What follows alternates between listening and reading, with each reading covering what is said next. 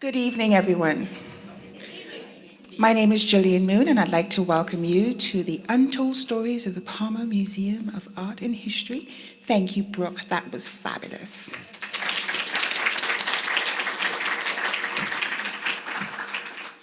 Oh, I see a lot of smiling faces out there. Okay, so I'm your MC for tonight, and I'll give you a quick reason why, because I'm a procrastinator, and I didn't get my story in time. Just a couple of quick things. As we get started tonight, could we silence our cell phones? Thank you. And I'd like to give thanks to Big Cabbage Radio for doing the recording. Hand, woohoo! And I'd also like to thank Affordable Catering for some yummy goodness. Thank you, Affordable Catering. Thank you so much. Okay, so are we ready to have an evening of stories? Okay, awesome. So, our first storyteller is Miss Katie Lawton. Her story is All Tired Out. Katie is Alaska born and raised and grew up here in Palmer. She's a first-time participant in Untold Stories event, although she's been involved in the art scene with the Valley Arts Alliance Wearable Art Show since 2010. Katie has worked as a teacher in a variety of educational settings and teaches for a local homeschooling program. She lives in Wasilla with her husband and one very spoiled feline. Please welcome Kate.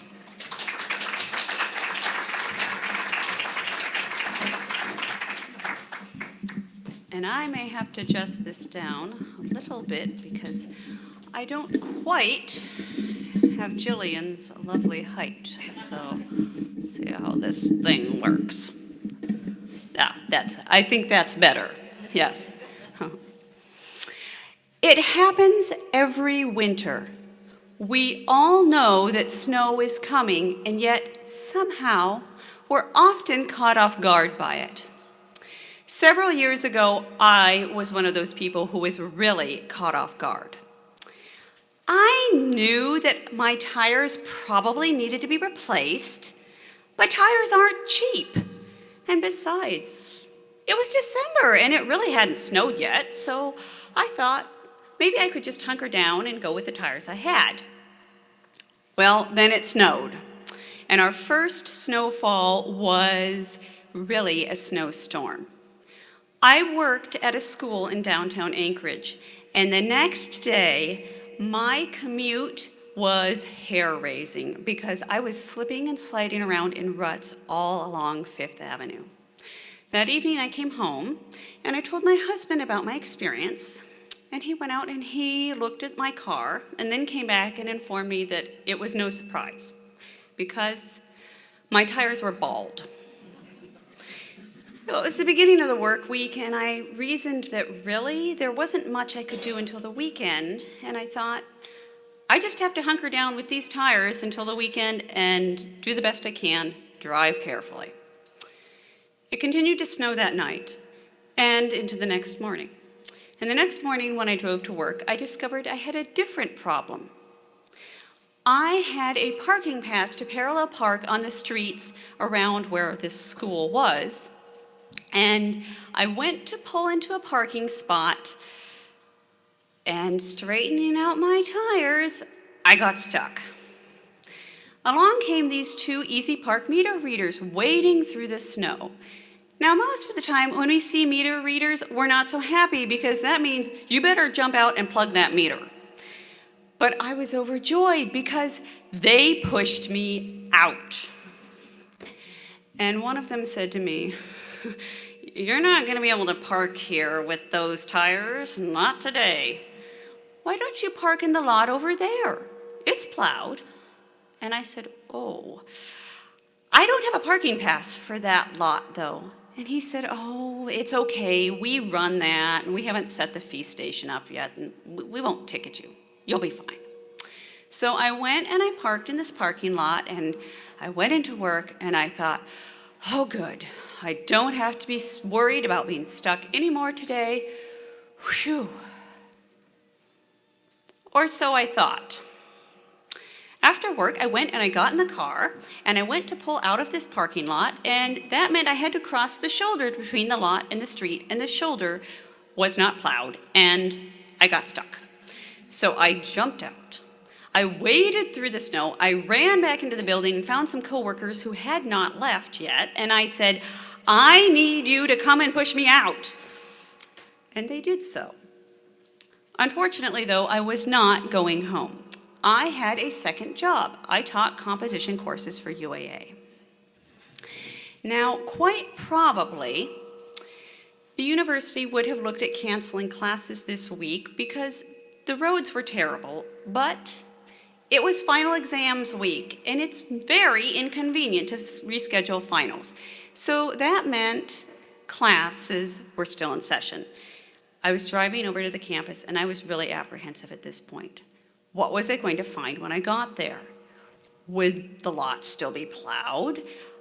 It was an evening class. When I got out, there might not be anyone around to help me if I found I was stuck, and I didn't think there was a prayer of a chance of getting a tow truck on a day like this.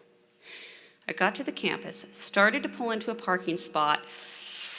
Oh, the wheels were already spinning for traction. What to do? Well, Providence Hospital has a parking garage. And I am ashamed to admit this, but any port in a storm, I was desperate, and I went and I parked there. Then I went in to the campus and I administered the final exam for this class, which was a presentation of their final paper. A full 1/3 of my students emailed me and said that they would take a reduction in the points for their final course grade because the roads were so bad they didn't think it was safe to drive. So after the exam, I waded through the snow back to Providence Hospital's parking garage to my car, and I called my husband and I said, "What are the roads like in the valley? I have nearly been struck 3 times today." And he said, "Well, the main roads are good, the side roads not so much. But don't worry, I will meet you at the bottom of the side road and I will tow you home." My husband drives a Camry. I thought, the Camry is going to be able to tow me with my bald tires all the way home. Well, we'll see how this works out.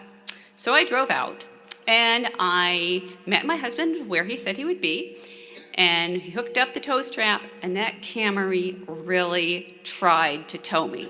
But my tires literally just spun. Along came 2 men with this nice big 4x4 pickup truck, and they said, "Oh, ma'am, can we help you?" And I said, "Well, I don't know. I live down there, and my tires are bald." And they said, "Oh, don't worry about it. We can tow you home." So they hooked up the tow strap, and off we went.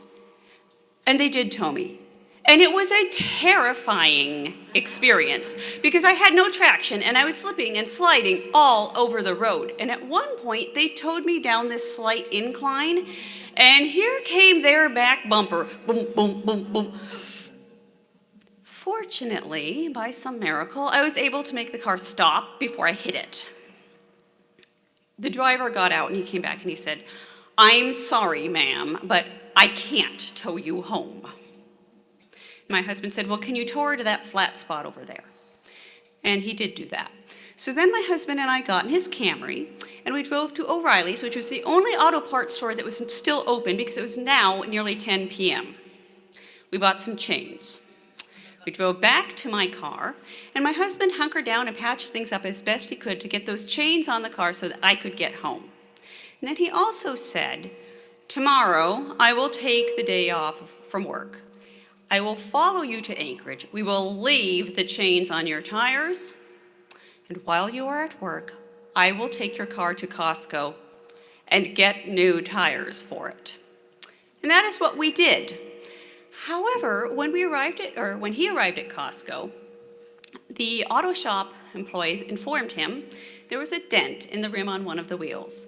And their policy is they do not mount any of the wheels on the car if there is such a thing. So my husband said, if I go out to the parking lot and I bring the wheels in, would you mount the tires on the wheels and I will mount them on the car? They would do that. So my husband was not prepared to have to do this. He wasn't planning to trade these out himself. So he hunkered down and patched things up as best he could and spent the morning using my spare tire and my jack to prop the car up while he took the wheels in 2 at a time to Costco on a flatbed cart, and they put the tires on, and then he went back and mounted them on the car. Suffice to say, ever since then, I have been scrupulous about making sure that my tires are ready for winter.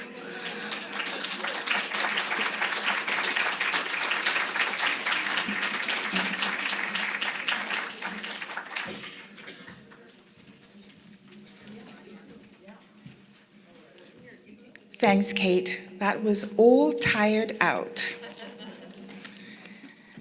Winter is coming. I hope you're prepared. So our next story is from Doug Ferguson. Doug is a retired electrical engineer who was born in Massachusetts, lived in Ohio, Japan, upstate New York, and finally Minnesota, where he met Marilyn. Then he became a jack of all trades in her rental business. Having missed out on an opportunity for a summer construction job in Alaska while in college, he gladly agreed to move with her to Palma. Better late than never is his motto. His interests are writing, music, gardening, nature, photography, and building things. Doug's story is Wasserschaffling. I said that terribly.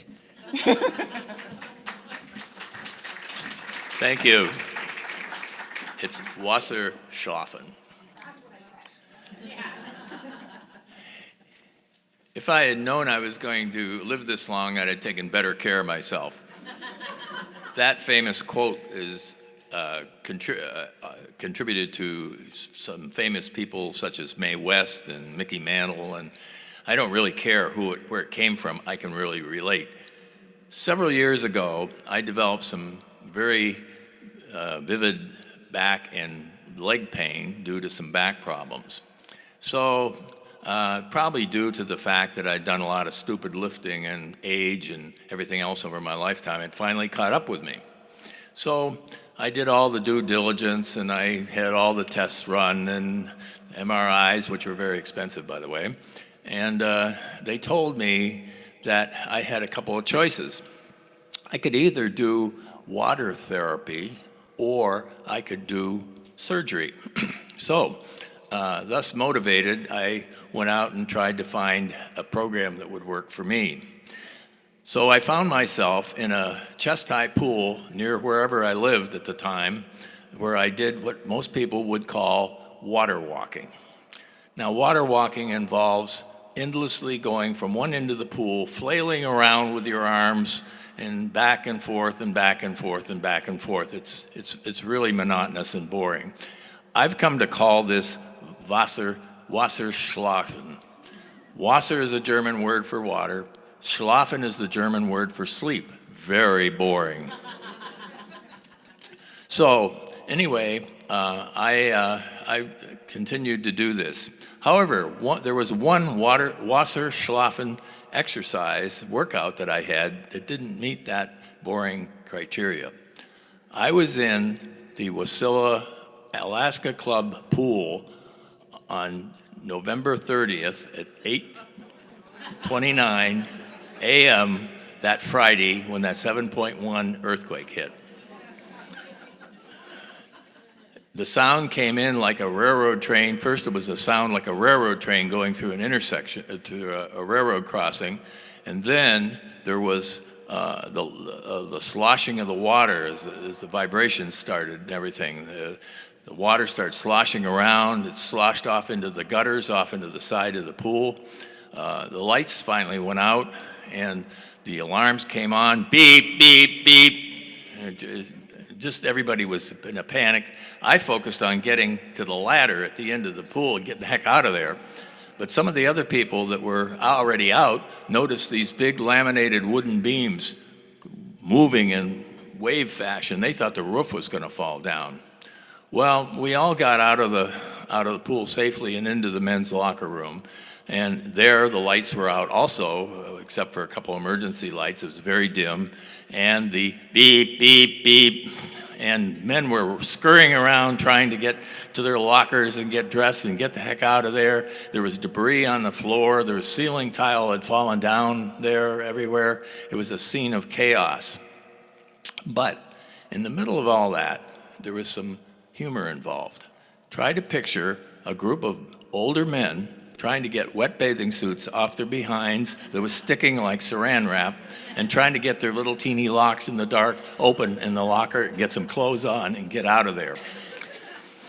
To top this all off, while this was all going on, there was a very bossy female manager ran through the room yelling at us, "Get out of here, get out of the building." And right at that time, a 5.2 aftershock occurred, and the place was a complete chaos.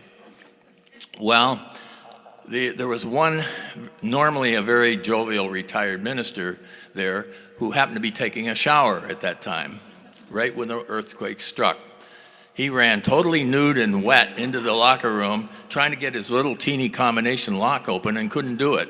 Fortunately for him, he had his cell phone in a gym bag up above the locker, and he was able to pull that down, use the light, and get it open. And we've all had kind of a laugh about that.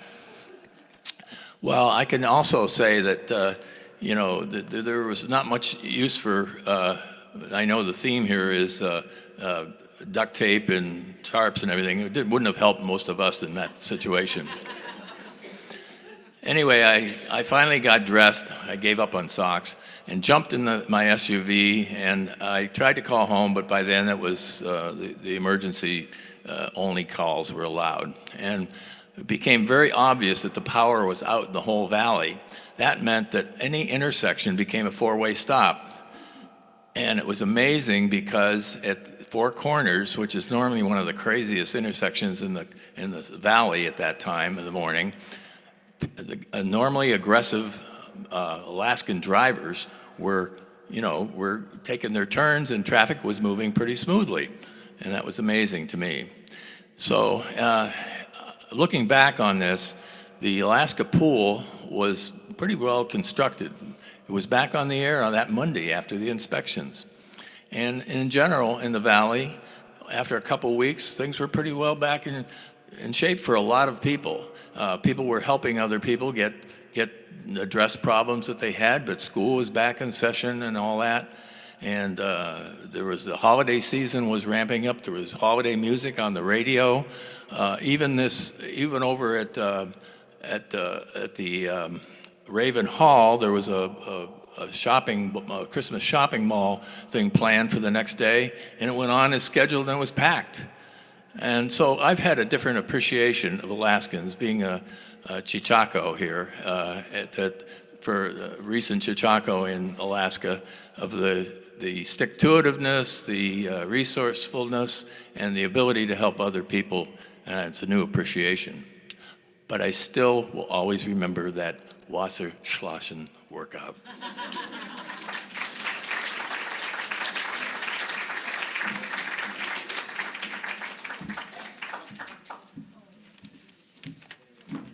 Thank you, Doug, for that story.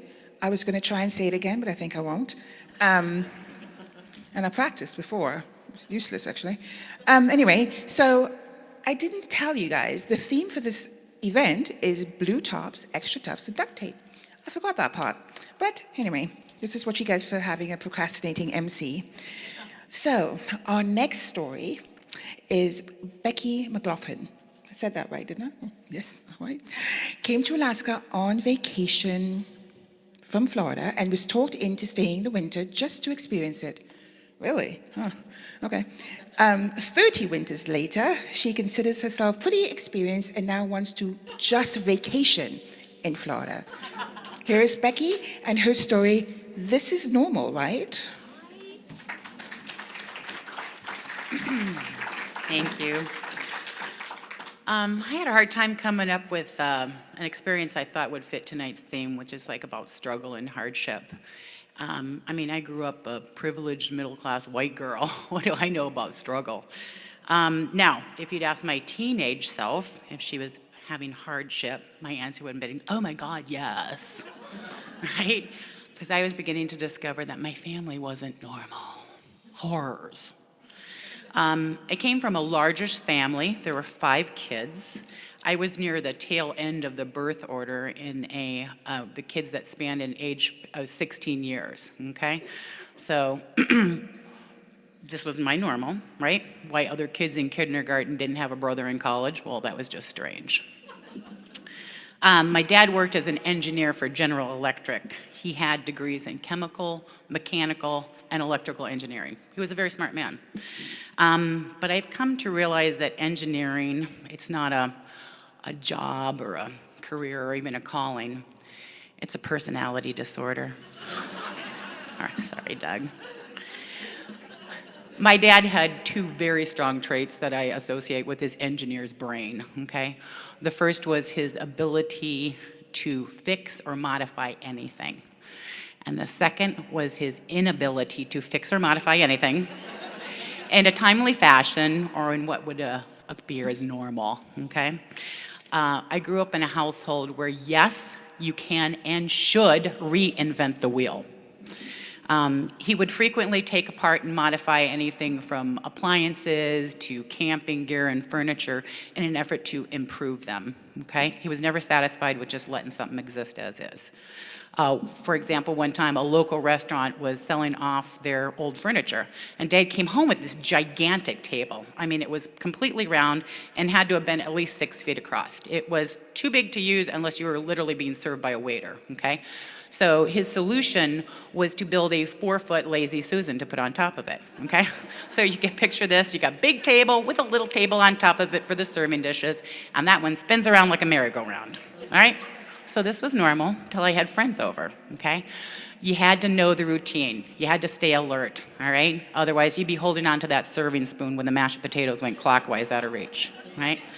Dad controlled the rate of spin.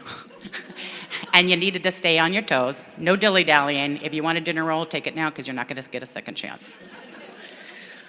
Another time, he revamped our heating and air conditioning system, and it somehow tied in with our well. And I don't understand the details, but the gist of it was anytime the heater or the air conditioner went off, so did a sprinkler. Okay? Thank God we lived in Florida, or who else we would have been watering the snow all winter long. We never had a repairman come to our home, right? Anything that needed to be fixed was going to be fixed by Dad, if and when he got around to it, right? Have you ever heard the saying, a cobbler's wife goes barefoot? Well, a modern day version would be, an engineer's wife has no kitchen appliances, right? I kid you not, we went years without a working oven. And this is after years of kind of make-do fixes like using pliers for knobs, okay? So picture my poor sainted mother, right? Faithful church-going lady has to provide for these endless bake sales. So she became queen of the Rice Krispie treat. And I'm telling you, this woman could spin out variations of cereal and marshmallow goo that would boggle the mind, right? Pumpkin spice cornflake bars, Cheerios and dried cherries. She even made pineapple upside down cakes in an electric skillet, okay? In a lot of ways, my mom's ingenuity matched my dad's. Theirs was a typical marriage of the time. My dad was the sole breadwinner. And I don't think my dad had a clue as to all the workarounds my mom had to come up with to provide meals and laundry with all these failing appliances, right? She never complained. They were both born in the 20s, and they were kind of Depression-era babies, right? And the kind of make do or do without motto was ingrained on their souls, right? Why buy Tupperware when margarine containers are free and they're perfectly good for leftovers? My mom didn't learn to drive until she was 43, and she was a very nervous driver, right? I inherited her car when I turned 16, and I learned there was a lot to be nervous about because my dad was also our car mechanic. And this was where duct tape and tarps enter my life.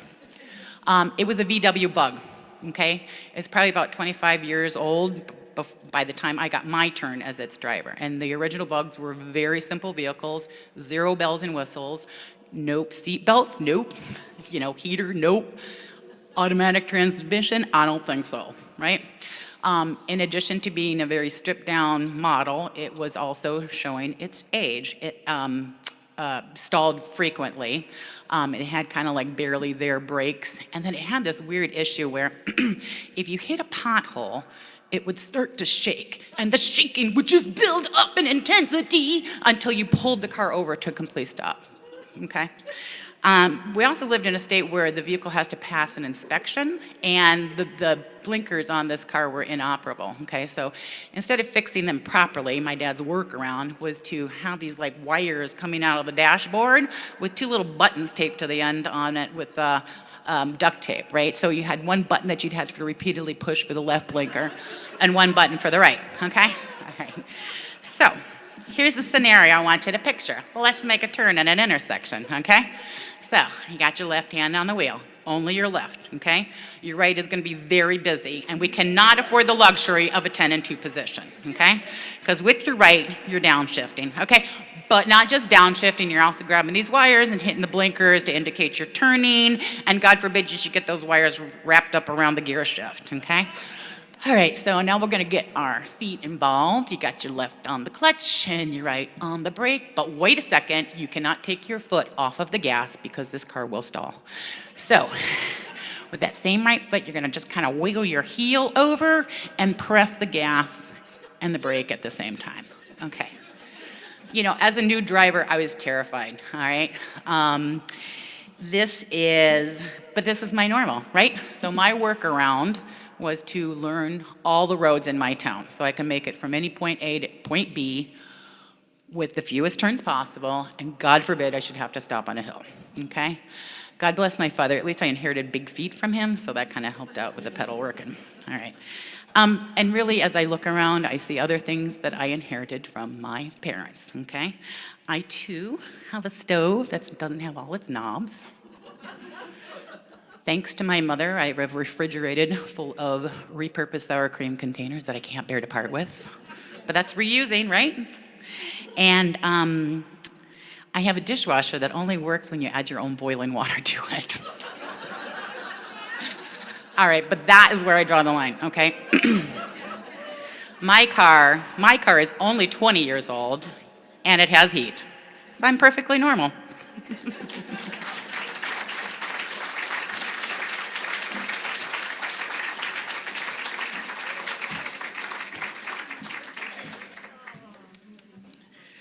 A dishwasher that you have to pour your own boiling water into. Really? Wow. And I thought my normal was okay. Thank you, Becky. So our next storyteller is going to be the final one before our intermission, and it is Vicki Randolph. Vicki is a sixth-generation, lifelong Alaskan born on Kodiak Island, as were her mother and her great-great-great-great-grandmother. She's mostly retired from the financial industry and now dabbles in making art, writing novel, and is telling stories. She doesn't tweet, although she thoroughly enjoys watching the tweeting birds. Her extra tufts have been retired, but she still does neatly fold her blue tops and handle duct tape with the greatest of ease. Her story is no patching this up.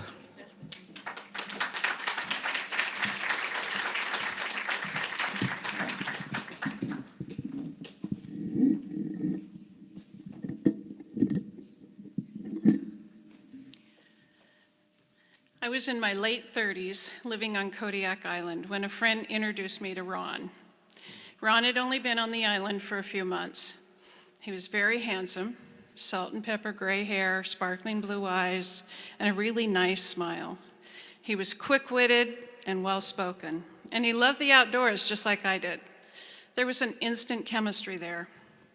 We were dating for about 2 months, and I had developed this sense of caution in that period of time, but I didn't really know why. One afternoon, Ron asked me if I'd ever been to Fossil Beach. Fossil Beach is this magnificent wonder on the island. It is out on the East End. And I said, yes, it's one of my favorite places. So we agreed to a day trip out to Fossil Beach. And getting there and looking for fossils required that you go on a minus tide. So we looked at a tide book, selected a date in May with a strong minus tide that occurred right at about noon. We agreed that I would be driving because I have a four-wheel drive. And the last part of that road going out to the beach was four-wheel drive and sometimes even impassable. We were going to get there ideally around 8:30 in the morning, so our pickup time was 6 a.m. Well, that morning, I packed a lunch and a thermos and a complete change of clothes for myself, a wool blanket, a bunch of towels, a backpack, a warm coat, and a warm hat. And about 5:45 that morning, I called Ron and let him know that I was on my way, except that he didn't answer the phone. I waited a couple minutes and I called again and still no answer. And I waited another couple of minutes and called a third time and still no answer. I got in my car and I drove over there and I'm knocking on his door and then I'm banging on his door because he's still not answering. I was beginning to get concerned. I could hear his phone ringing in his apartment when I called the number and his car was in the driveway. So what was going on? I didn't know. Finally, Ron opened the door and he was shielding his bloodshot eyes from the bright sun. "Good morning," I said. The look on his face and that odor of stale booze told me everything I needed to know. He had completely forgotten. I said, "You know what? We're already behind schedule. Let's just skip it for today. We'll go to Fossil Beach another time." And he goes, No, I want to go. Give me 10 minutes and I'll be ready. And before I could say anything more, he had turned around, gone back into his apartment and slammed the door in my face. Well, 25 minutes later, he comes out. He's wearing blue jeans, a t-shirt, a light jacket, a ball cap, hiking boots, and he's carrying a little tote bag with a couple of tools in it. And I looked at him and I said, "You're going to get wet and cold dressed like that." And I suggested that he grab his extra tufts and a warm jacket and cap and a backpack and a full change of clothes. You might have thought that I would have suggested to him that the moon was made of cheese because he scoffed at me and he said, "I'm ready, let's go." Have you ever been in a situation where that warning voice in the back of your head is ringing bells and it's saying, "Stop, danger"? Yeah, my voice in my head was saying about those same things at about this time.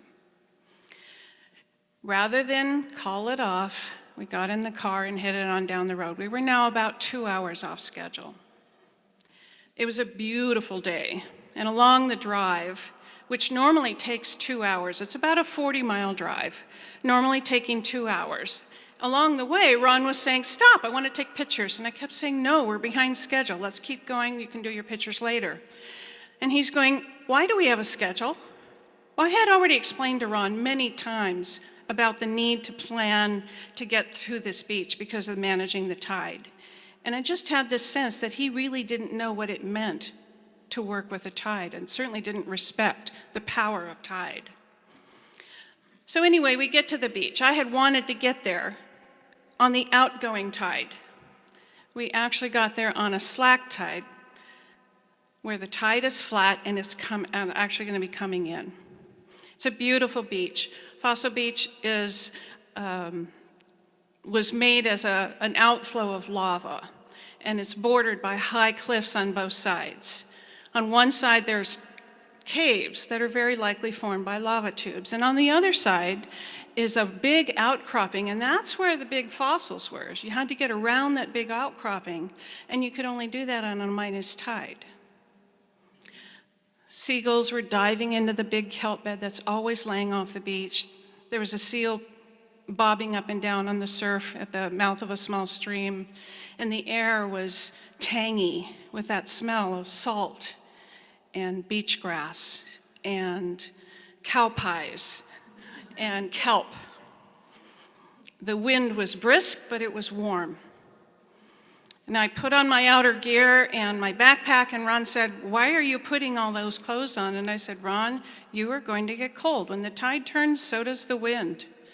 And I looked at my watch and I said, "We have 2 hours, maybe less. Let's go." So we headed down the rough embankment onto the sandy beach, and I stopped him and I said, "Ron, see that point over there? I know this beach.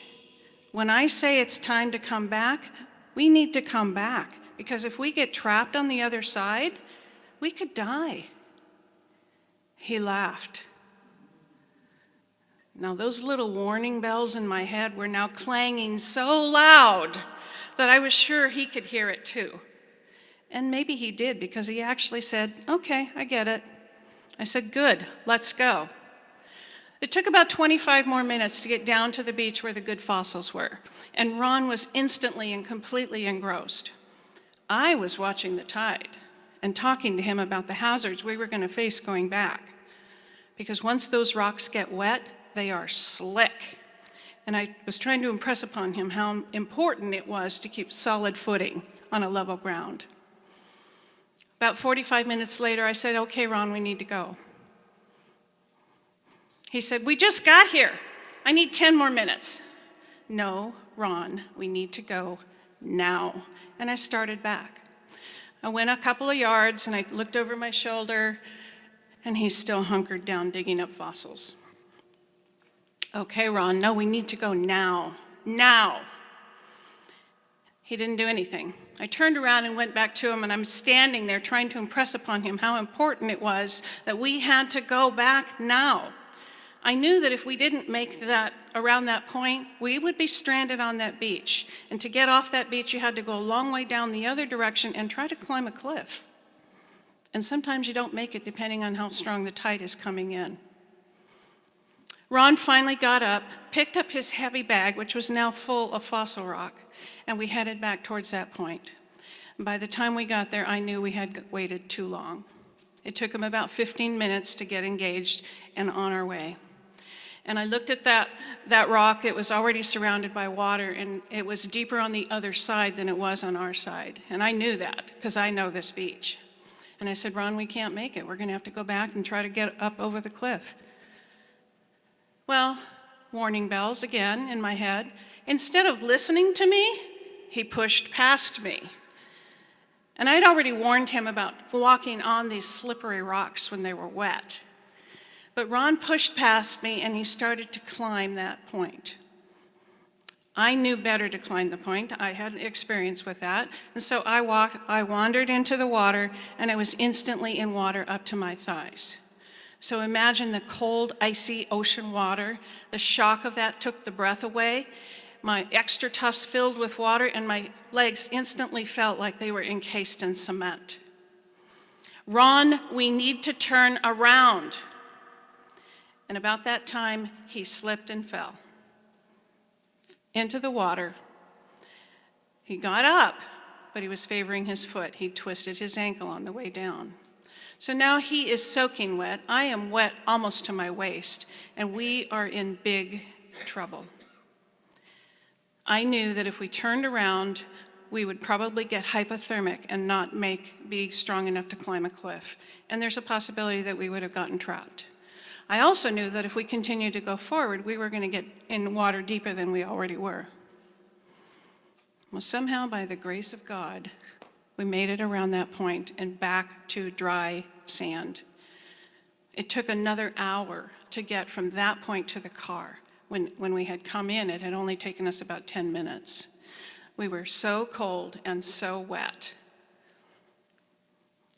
Ron got to the car, stripped down his clothes, wrapped himself in that wool blanket and the towels that I had. I got into the back, got off my wet clothes, dumped my extra tufts, put on the dry clothes and shoes that I had brought with me. Ron had dropped his bag somewhere along the way because I told him to. So the only fossil that left the beach that day was his pride. We didn't stop for pictures on the way back. In fact, we didn't even talk to each other. It was a 2-hour drive, a really long, silent 2-hour drive. And on that drive home, I was evaluating what had gone wrong.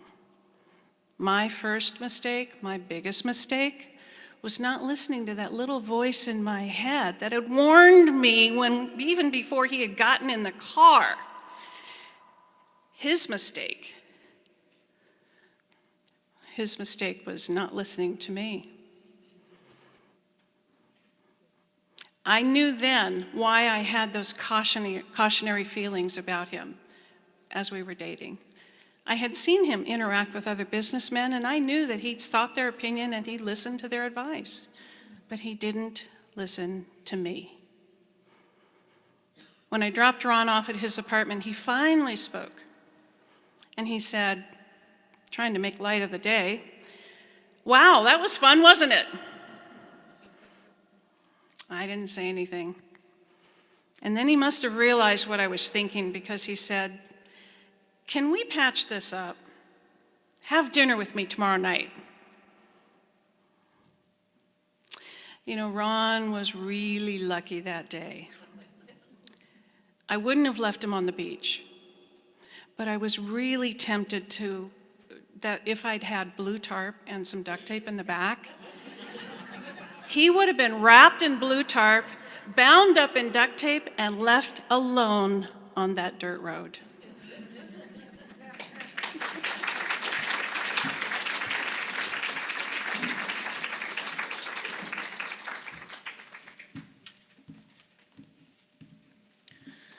Okay, thank you, Vicki. Thank you for not wrapping Ron up in blue tape and duct tape, though I would have been right there with you, girlfriend. We are going to take a 10-minute break, so thank you for your attention.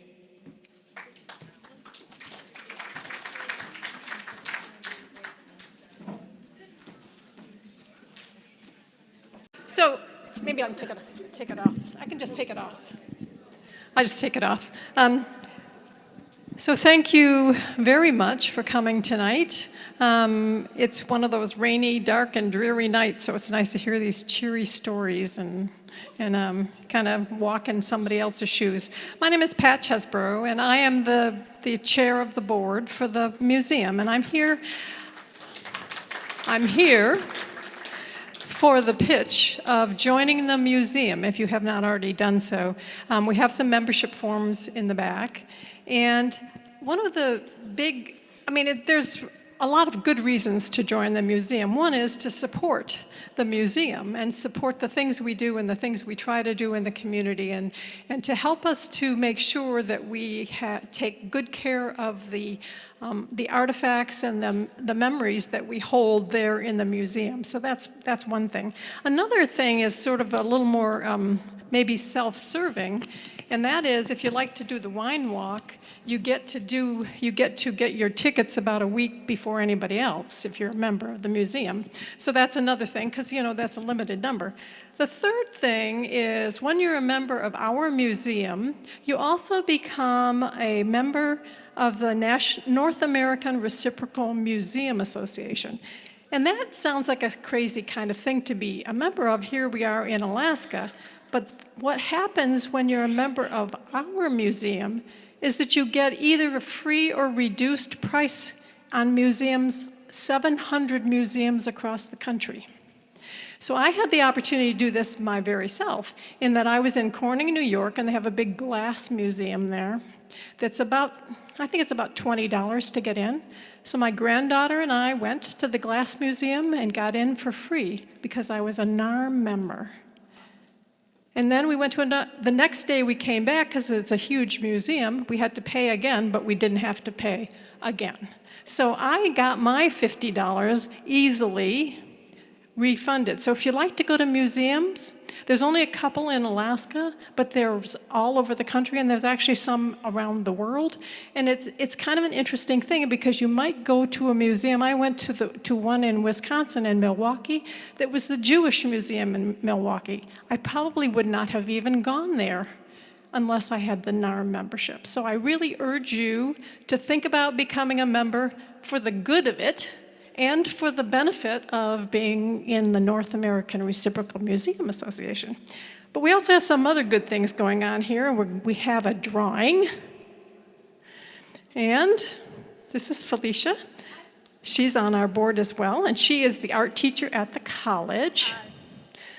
So what we're doing is we're going to draw the tickets and see who gets the prize. I'm not looking. And it's ticket BB8. BB8. So they must have bought it at B Bella. Okay. Come on down. So you get some wine tonight. Woohoo! And the first person gets to choose white or red. The second person will have whatever's left. You,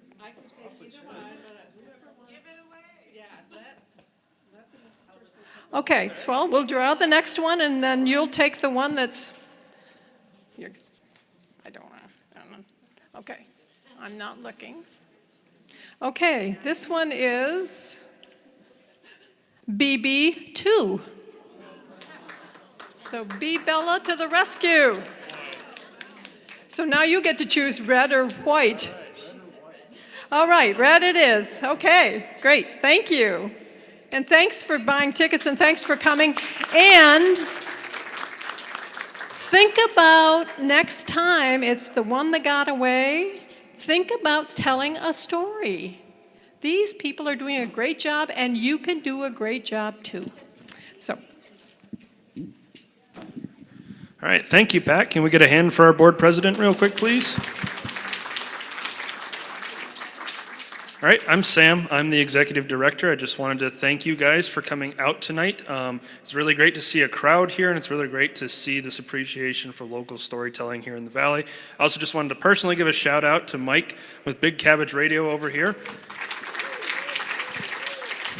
Now, Mike is not only recording the stories, they are also being broadcast live on the station. And if any of your friends missed it tonight and you want to share it with them, you can let them know. And I believe the audio will be up tonight and the audio and visual will be up tomorrow. So if you enjoyed these stories, you can visit them again. So with that, I'll pass it back over to Jillian. And thank you, Jillian, for emceeing for us tonight.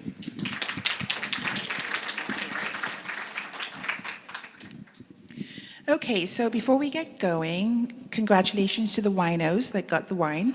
I'd like to do a couple of thanks. So, Pat, thank you so much for encouraging us. And as always, the wine walk is a big draw. So get your tickets a week early, join the museum, if nothing else, right?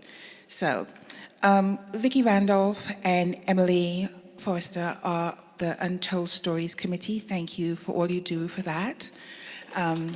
We really enjoy it. Sam, we thank you, Sam. We love you, Sam. You do a lot for the museum, and we recognize that. Give Sam another big hand. Lauren White. Lauren White is the program design and marketing. I'd like to thank the City of Palmer for the depot sponsorship. That's always good to be able to be in here. Patty Dubler is the Valley Quilters Guild. So these are some amazing quilts. I hope you've been going around and looking at them. I want to be a quilter when I grow up, but that's not going to happen. Well, it will happen, it just won't look like this. Again, affordable catering. I hope you got some yummy food. I'm sure that was awesome. I have to do that myself. Brooke, thank you, Brooke, for playing the piano. If you're still in here, Brooke, thank you. That was lovely. Fireside Books, we thank you for allowing ticket sales being there, and B. Bella for ticket sales as well. Okay, enough of those. So, our next storyteller is Ginny Lawton. Ginny may be an Alaskan import, but she has spent far more time in Alaska than in any other location. She has been here long enough to qualify as a pioneer. And now, at last, she claims her status as a sourdough. Her story is Alaska Blues. Welcome, Ginny, to the stage.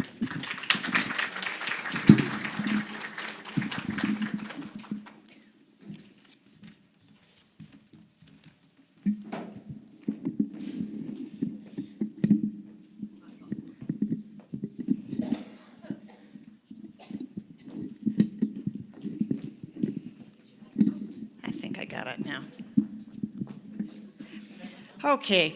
Yeah, there's, a problem when you're short.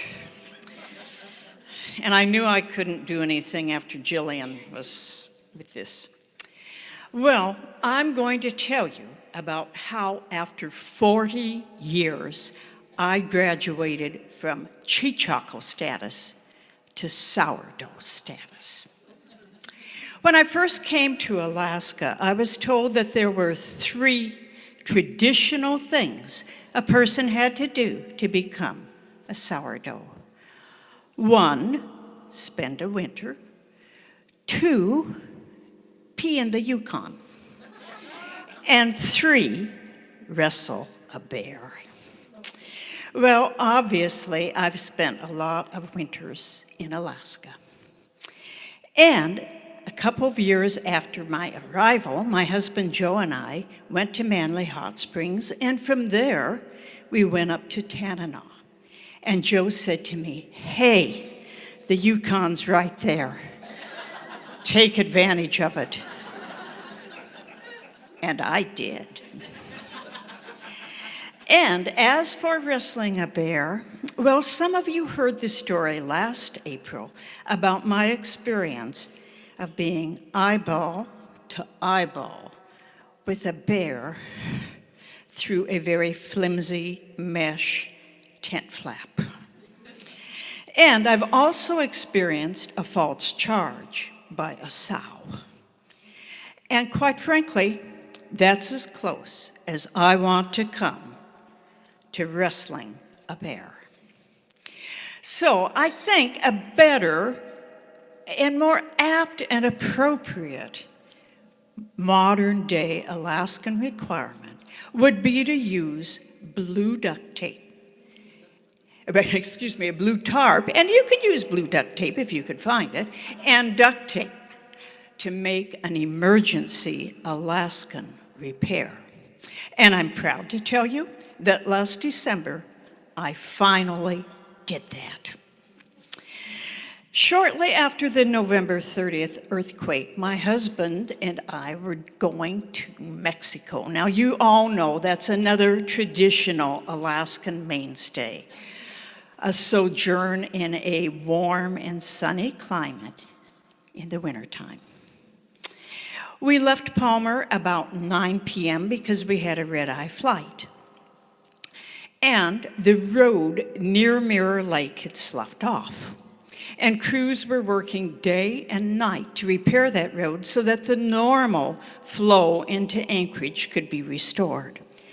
And when we reached there was a diversion. The inbound lane had to cross over and go in for a long distance on the outbound lane. But because the crews were working, there were bright lights. And Joe, who was driving, came too close to one of the diversion barrels, hit it with his side view passenger mirror.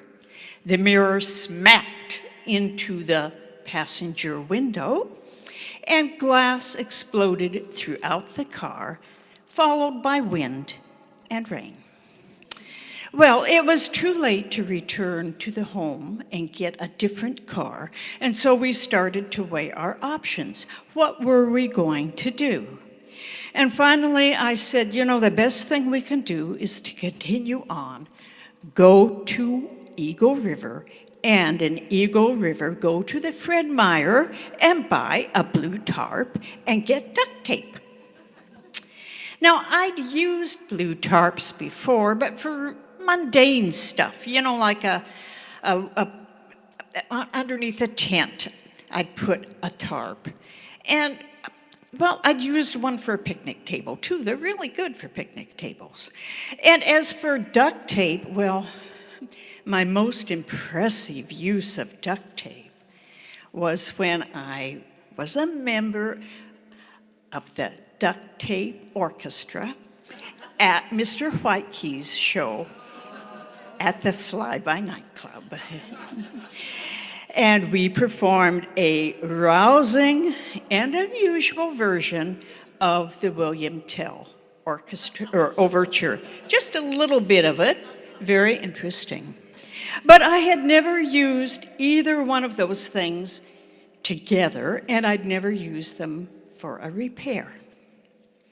So on to Eagle River. Fortunately, Fred Meyer was still open, and while Joe went into the store, I was divesting myself of bits of glass.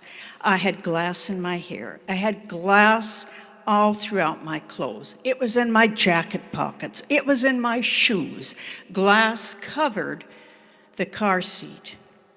And you know what? We've even still found little bits of glass. Joe said to me just recently, you know, I found some glass in the car. And I thought, yeah, I know all about it. Well, he came back, and I was pretty much cleaned up. And so together, with the blue tarp, the duct tape, and a roll of paper towels, because it was raining, we started our repair. We put the tarp over the door, shut the door, and then used the duct tape to wrap around the broken window. And then we couldn't use the door, and the vision was obscured, but we made it to the airport. And when we got to the airport, we did something we don't always do. We used the covered parking because we wanted to make certain that the car was secure from the elements and maybe any curious individual that wondered why a car looked like that. But of course, this is not the end of the story, because you know there had to be a repair. And wouldn't you know it, when the shop called to say that the window was in and to bring in the car, Joe was not at home. Joe was in Fairbanks. And so I was the one that drove the car up to the shop, waited, and that is where I used the other mainstay of Alaskans, the blue Alaskan Airlines Visa card. Well, I had to pay for it, but I guess I shouldn't complain too much because now I'm a sourdough.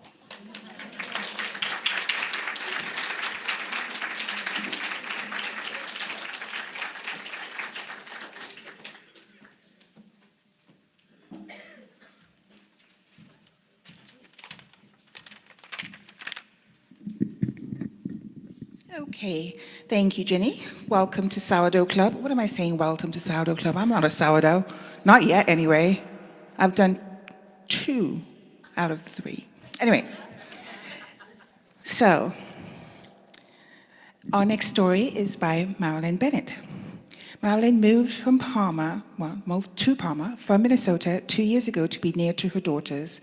Having downsized to a 3-bedroom ramala, they're still trying to find room for all their stuff.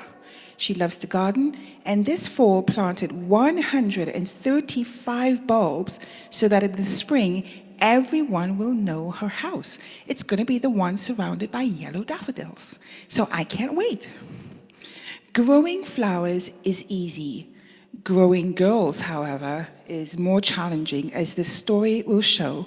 Marilyn's story is called Broken.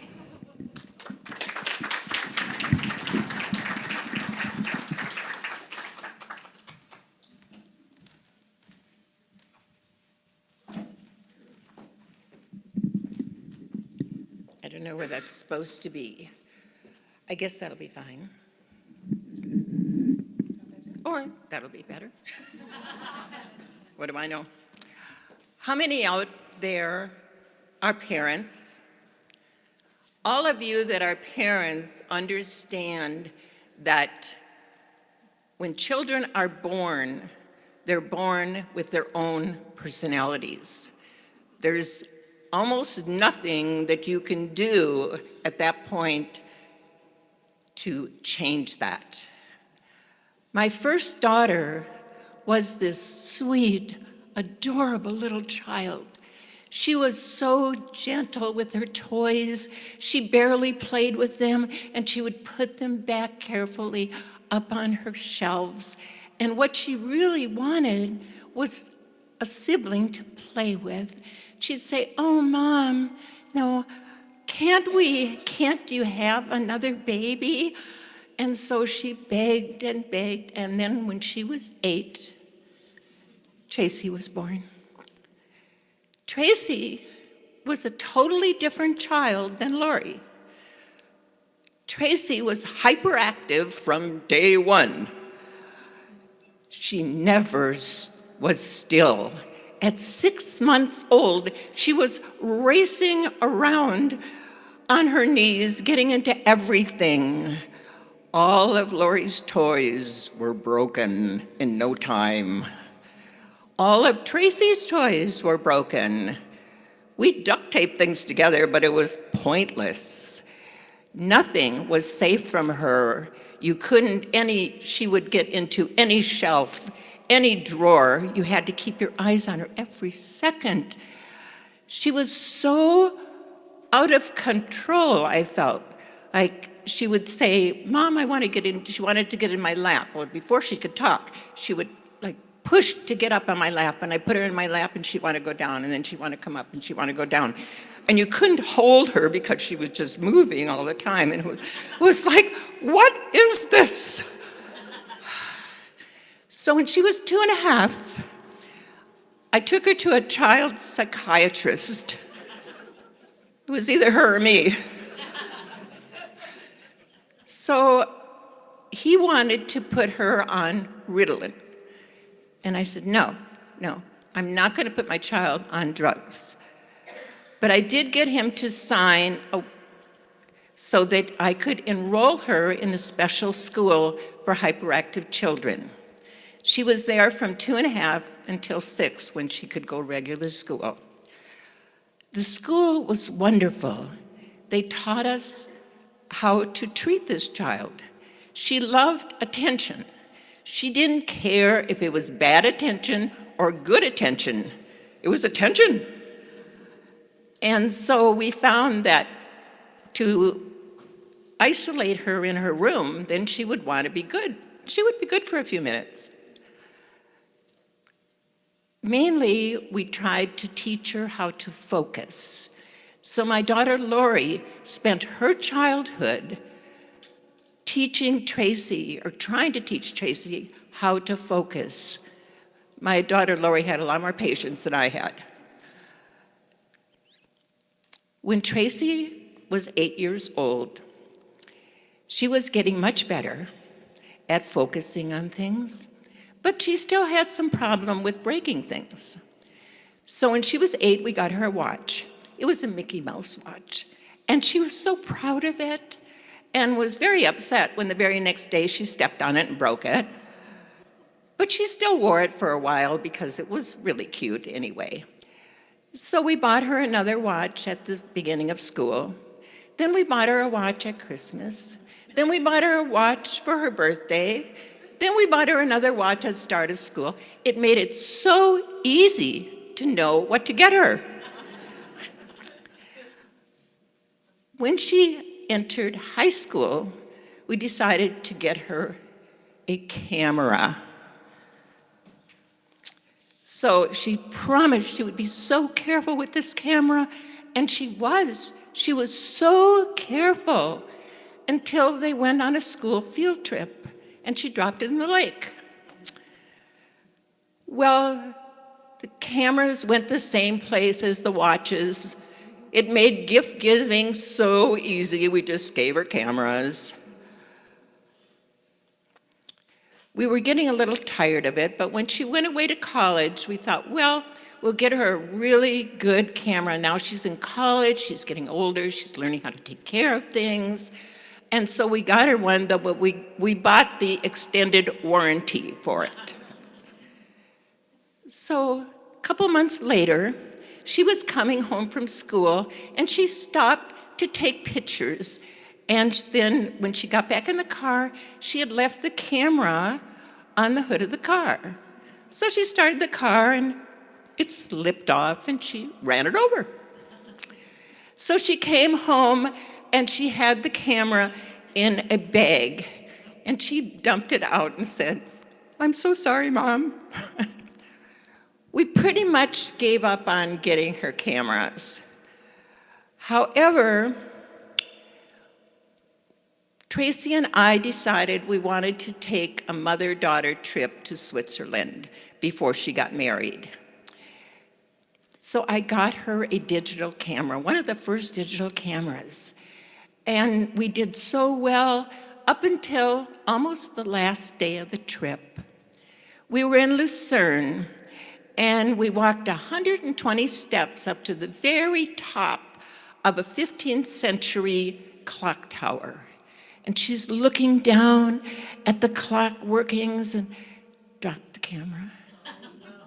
And it went clank, clank, clank, clank, clank, clank, crash. And we couldn't even get the memory card out because it was inside of that big clock. We came back to Alaska and she got married. So we got her and her husband a really nice digital camera for their wedding, along with a roll of duct tape and a tarp. And we told her husband, "Now, if you let her use the camera, you'll definitely need the tarp and the duct tape." So, postscript to this story is Tracy went on to become a physical education teacher, and she had 3 children. Lori became a nurse and had no children.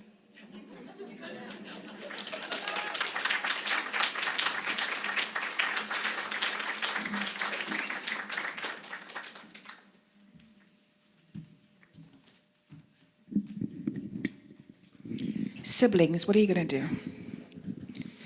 Okay, are you guys having a good time?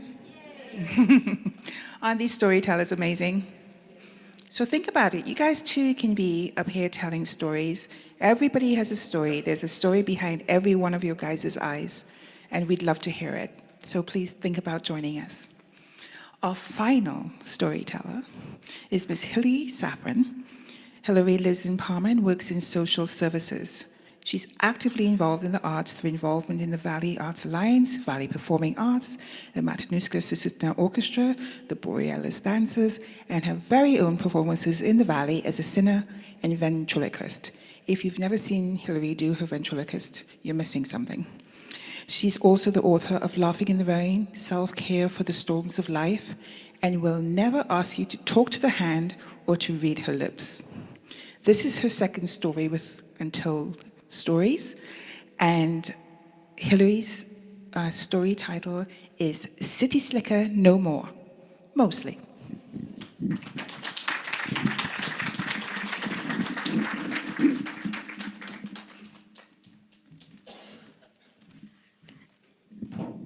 So I was born in Brooklyn, New York, and my childhood memories consist mostly of gray cement and crowds.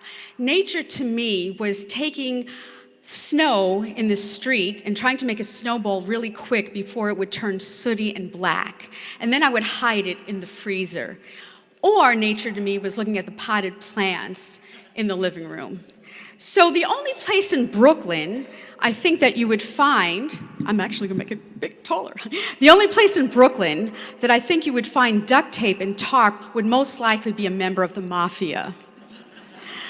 And I'm sure his nickname would be Extra Tough.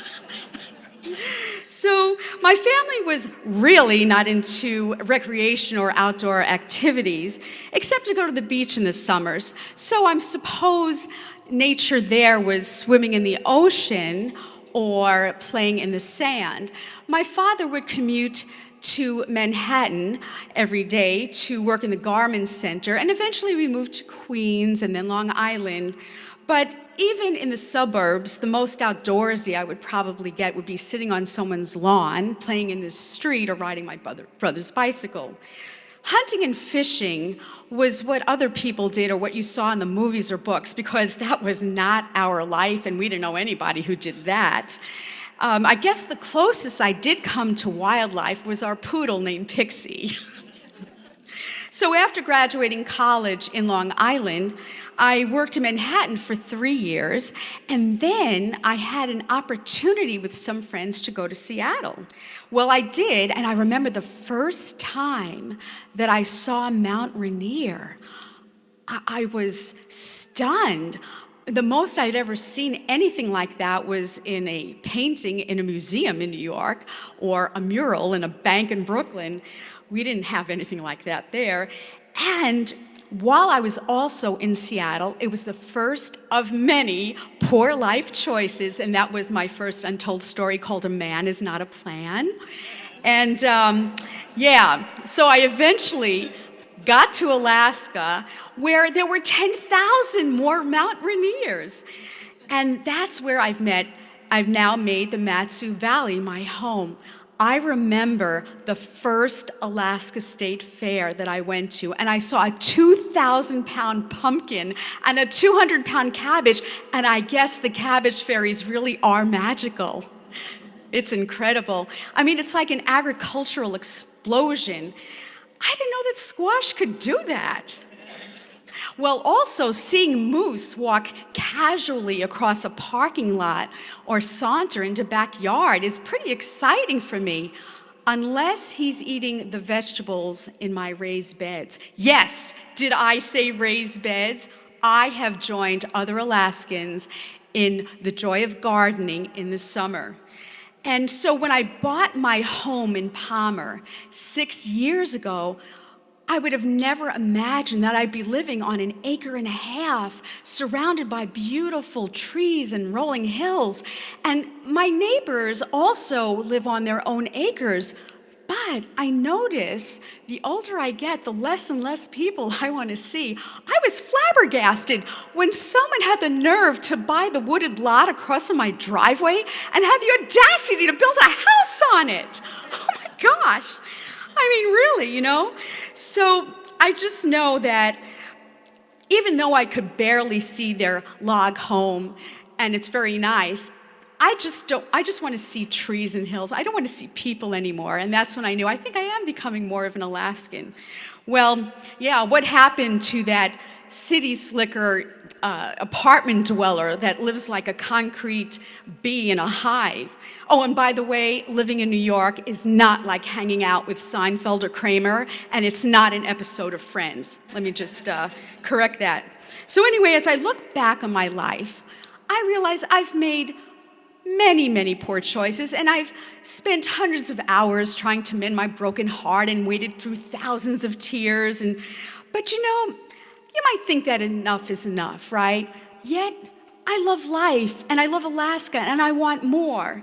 You know, I really do want the tarp experience and the duct tape. Oh, by the way, I also know how to use duct tape, and I also patched up a broken window in the back of my car with tarp, cardboard, and duct tape. I am so proud of that. And not only do I have a real Alaskan car, I have a huge crack on my windshield that goes from one end to the other. I'm so proud of that. And I gave up washing my car 6 years ago. That is my car. Yes. So when I first heard the term hunkering down, I had visions of hibernating bears or soldiers in foxholes or hiding in a fallout shelter in a building waiting for the atomic bomb to hit us in the 60s. Well, now I think of hunkering down as getting into my polar fleece pajamas, my big fluffy bathrobe with a good book. However, after I turned 60, I got my free hunting, trapping, and fishing license. Yes. Now, this was the part of my story where I was going to end it in kind of like a plea. Oh, is there anyone out there who would love to take me fishing or hunting? And I thought, ooh, that sounds so needy. So you know what I did? I got proactive. I found the greatest site called OutdoorsYGirl.com, and I found the perfect date, and he's coming up here next week from Brooklyn, and his name is Extra Tufts. Thank you.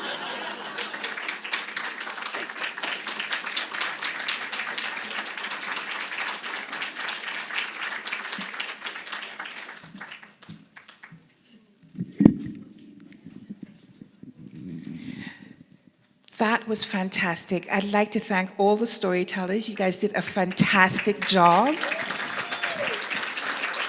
You made my job so easy, and I'm not going to procrastinate anymore. But this, ladies and gentlemen, is the end of our evening, and thank you so much for coming out. Please tell your friends. Our next event is going to be in January. I forget when. It's the third weekend in January? 26th. Oh, well, I'm not telling you anything you don't know. So, and the theme is the one that got away. So that has a lot of wide open space to go there with a lot of fun. I've already written my outline out. I invite you guys to do the same and tell people that you know would have loved this to come and be a part of it. Good night. Thank you very much.